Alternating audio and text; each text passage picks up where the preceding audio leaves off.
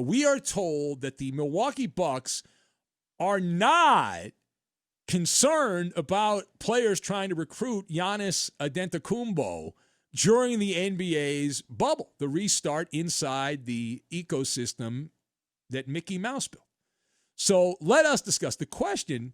Do you believe that the Milwaukee Bucks are not worried about Antetokounmpo's mind being changed during a possible 2-month stay in a weird, empty arena environment there in Orlando? Now, listen, the Milwaukee Bucks, I don't believe that. You got to be pretty dumb, right? You got to be pretty dumb to believe this. So I've got nail-biting, pecking order, and the blank check, and we will combine all these things together. Now, I understand you have to put up a good front, and we see this all the time in sports stories. The people that run the Bucks, the brass of the Milwaukee Bucks, publicly they're not worried. Putting up a strong front, a lot of machismo. You got to have a lot of machismo, right? Tough guy. They're tough guys. And I have no anxiety at all. That's the position publicly of the Milwaukee Bucks. Privately, just between me and you, right? If you could be a fly on the wall at the Milwaukee Bucks corporate offices where the big shots roam, I'm going to go out on a limb here, and I will bet all of my money on the table that they are a nervous wreck, because it's like the guy, when you're dating and you have an attractive girlfriend, right? And she's like, I'm going to go out with my girlfriends. I'm going to go to the club or the bar or whatever, go bar hopping. And then you're like, okay, let me check in with her. I'll text her, and she has her phone off. You're like, oh no, I'm not worried about that. I mean, of course, we know that you're freaking out in your head. You're like, oh, why is she not returning my text messages? Why is she not getting back to me? It's that that fake tough guy thing.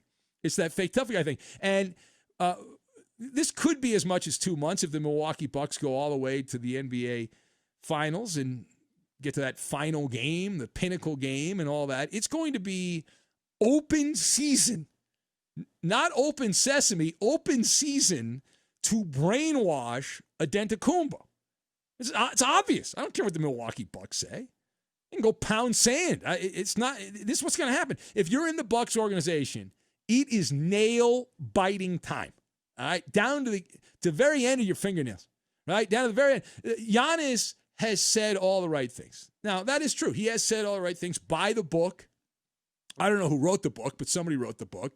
And he has come across as one of those, I am loyal to the end. I'm a one-city guy, right? One-city guy. But we've heard this kind of rhetoric before from players, and that doesn't calm the nerves because people have said similar things, and then, bam, they're gone. They just go to another team. It happens. Right? You sing a song and dance, and then when you're a free agent, you go anywhere you want. There's so many outside influences involved here with a player like Antetokounmpo. Giannis has blossomed, to his credit, into the favorite to win the MVP award, and pretty much already given to Giannis. He's clearly better than LeBron this year. He should be the MVP. And he's a big enough star now where he has attracted what we affectionately call blood-sucking leeches who want to ride his coattails. Giddy up! Right there on Easy Street, right? The hangers-on, the posse, the groupies that these NBA stars attract when they reach a certain level of celebrity. And so Giannis has all of those trimmings as a big international star. Now, part B of this. As far as the actual back and forth, what's the line? I was born at night, but I wasn't born last night. Anyone who has been following the NBA, even if you don't like the NBA and you only casually pay attention, and you're like, I'm not going to watch the NBA. These guys are all political, and I'm not. But you've watched the NBA. You know that persuasion, all right, that word persuasion is standard in the instructional booklet that is handed out to everyone in the NBA.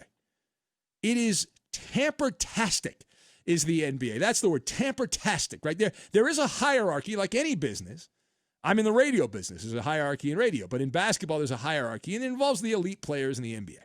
And when you reach the top, not here, up here, the very top of the pecking order, all right, when you're up there, of the elite, the creme de la creme, it is open season. There is no shame in the poaching game if you're one of those big guys in the NBA. Now, the good news for the Bucks is the fact that the Golden State Warriors are not on the cool kids list.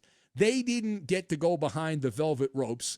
They have to wear the dunce cap and go to that loser's bracket. So that means that Steph Curry and Klay Thompson, Draymond Green, all those guys are not going to be able to put a full court press on Giannis, and they won't have the opportunity. If they had the opportunity, you know that they would have certainly done that. So who is most likely to try and seduction for Giannis Antetokounmpo? I think we should spin the wheel of speculation. I think that's what we should. So why don't we spin the wheel of speculation here on the bubble teams? Now, I would say to keep an eye on, it's not a list because I don't do list radio, but there's 5 teams, all right? 5 teams. There we go. We spin the wheel. The wheel goes round and round and round, and where it stops, there it is, a 5-pack. I've got the Boston Celtics, the Brooklyn Nets, Brooklyn in the house, the Los Angeles Lakers, the Dallas Mavericks, and the Miami Heat.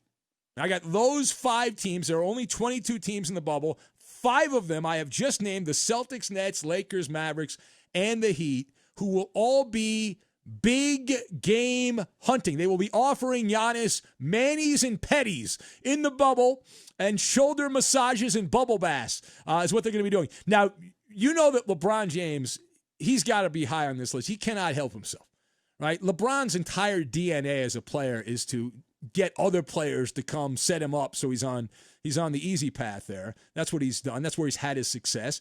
He went to Miami, built a super team there with Wade and with Bosh, and then he didn't go back to Cleveland until the Cavaliers met his demands, right? They had to trade for Kevin Love, which they did because they had the number 1 pick. They'd already drafted Kyrie Irving, so they'd filled the roster out. And he went to the Lakers, and we saw what happened when he didn't have the players around him. They didn't even make the playoffs, so then he had to go and maneuver like the puppeteer that he is and get the very interesting unibrow to follow him. So LeBron's going to be doing his thing. Kevin Durant, who's not there, and Kyrie Irving, who's not there, but they need a third wheel. So they're going to have some of their surrogates from Brooklyn try to get a hold of the Greek Freak. And then I would put Mark Cuban on this list.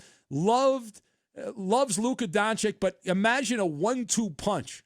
A yin to the yang of Luka Doncic and then Giannis Antetokounmpo as a 1-2 lethal combination. You got Pat Riley, and in Pat's mind, he's like that slick, like mob boss kind of guy. He thinks he can get anything done because he's selling South Beach, and who the hell doesn't want to live in South Beach? We used to have a vagrant that called the show from South Beach. I guess he's the one guy that doesn't want to live on South Beach. But Pat Riley could get that one last big free agent signing, and the Miami Heat would be set up. Now, there's a lot of gymnastics with the salary cap that many of these teams, if not all of them, would have to do. But the possibilities are endless if Giannis Antetokounmpo is ready to play, right?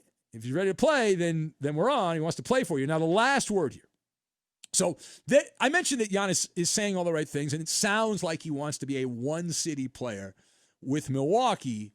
But there are so many exceptions to the rule in the NBA. Guys that play on one team, and you say, well, Reggie Miller, John Stockton, Tim Duncan, Kobe, Dirk Nowitzki, there's others as well. But most of the all-time greats change laundry. Like Michael Jordan wearing a Wizards uniform, Karl Malone running around in that ugly Lakers uniform. Shaquille O'Neal was tossed around like a piñata at a kid's birthday party from team to team to team, and the greatest power center of all time in the NBA. And then you know Dwayne Wade, think of him mostly with Miami, but he bounced around. He played with a bunch of teams after he left the Miami Heat. So you get the point, right? And there's almost no loyalty in sports. And in fairness, it is a two-way street, right? The whole loyalty conversation, which comes up from time to time, teams aren't loyal, players aren't loyal. It's a blood sport. Everyone's out to get their own. Unless you're good. If you're good, the team will be loyal, but the moment you become a liability, it's bye-bye, right? It's get you out of here, the goodwill ends. You become expendable. And so the Greek Freak, right now, he's a supernova, Right? He's supernova. He's in that territory. So he's got a blank check. He's got carte blanche here. Giannis Antetokounmpo. Big fish, relatively small pond. Milwaukee's not the smallest market in the NBA. There's several cities that are lower than Milwaukee. But in terms of television, this is really a television sport. At this point, with no fans in the crowd, it is only a television sport. Milwaukee's the 35th biggest television market in the United States. It's a little bit bigger, size-wise, than San Antonio. So the question becomes, does Antetokounmpo want to be a big fish in a gigantic ocean, right? Or does he want to be a giant fish in a really small pond? So it's one of those stuck between the devil and the deep blue sea situations. And it's going to play out. And we got a lot of time to talk about this. We'll do many more Maller monologues between now and the point where you have to either make a decision or the point of demarcation is what I'm trying to say. We'll have many monologues about this in the months to come.